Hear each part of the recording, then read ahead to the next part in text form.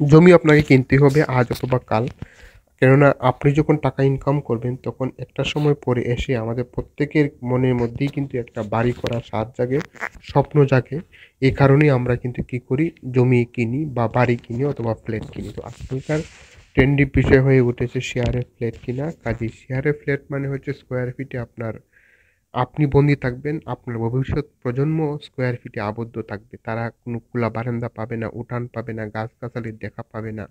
কাজে আপনাকে আজকে অথবা কালকে আপনাকে জায়গা কিন্তু কিনতেই হবে। কিন্তু আজকে এখন এবং এই মুহূর্তে যদি আপনি জায়গা কিনেন, তাহলে আপনি কিন্তু কম টাকায় জায়গাটা পেয়ে যাচ্ছেন। মনে করেন যে আপনি এখন জবে ঢুকছেন বা বিজনেস করতেছেন। আপনার মানে মাইন্ডসেট হচ্ছে আগামী ১০ বছর পরে আপনি একটা গ্রামে বাড়ি করবেন।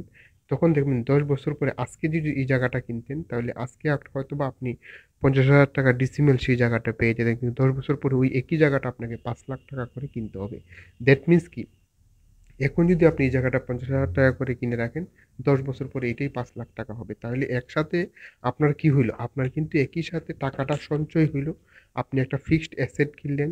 দেন হচ্ছে যে আপনি কিন্তু এমন একটা পর্যায়ে গেলেন যে এটা ৫ বছর পরে বা ১০ বছর পরে এটা ফুলে ফেঁপে অনেক বড় হইল। আপনি ইচ্ছা করলে ওই জায়গাটাতে আপনি স্টে করতে পারলেন, বাংলা বাড়ি করতে পারলেন, মনের মতন বাড়ি সাজাইতে পারলেন, নতুবা আপনি ওইটা বিক্রি করে দিয়েও কি করতে পারলেন?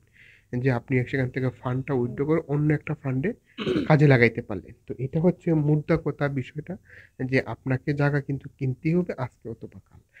কাজেই আজকে কেন না, এখন কেন না? এখন যদি আপনি জায়গা কিনেন, তার মানে কি আপনি কিন্তু ইনফ্লেশনের রেটটাকে বিট করতে পারতেছেন। আপনার টাকাটা বহুগুণে বাড়তেছে। আপনার টাকাটা প্রপার একটা কাজে ইউটিলাইজ হইলো। আপনি মানসিকভাবে সন্তুষ্টি বোধ করলেন। I have a land, I am a land owner. আপনার ভবিষ্যৎ প্রজন্মরাও কিন্তু কি হচ্ছে যে তারা একখণ্ড জায়গা আছে বা মাঝে মাঝে আপনি সেইসব জায়গায় আপনার পরিবার-পরিজন বা বাচ্চাদেরকে নিয়ে গেলেন, ঘুরলেন, বেড়াইলেন। অনেক ভাল লাগলো। আপনি কিন্তু আস্তে আস্তে এটাকে ডেভেলপও করতে পারলেন। মাটি ভরাট করে ফেলতে পারলেন, বাউন্ডারি ওয়ালটা করতে ফেললেন। তারপরে কিছু গাছপালা লাগাই দিলে সেখান থেকে ফল-মূলও আহরণ করতে পারলেন।